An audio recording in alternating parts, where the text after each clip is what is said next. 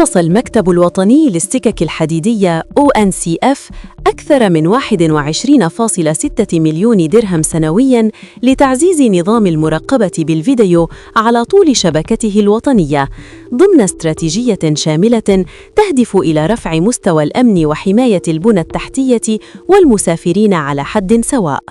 ويتوزع هذا البرنامج الاستثماري على 3 محاور تقنية متكاملة صممت لتلبية الاحتياجات المتنامية في مجال السلامة والوقاية ومراقبة المنشآت الحديدية.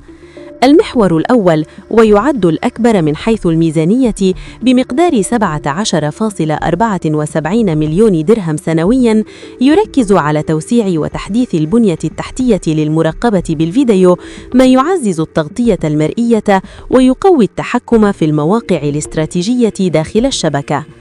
المحور الثاني مخصص لصيانة كاميرات المراقبة بميزانية سنوية تصل إلى 336 ألف درهم لضمان استمرار عمل النظام بكفاءة عالية وموثوقية المعدات عبر كامل الشبكة.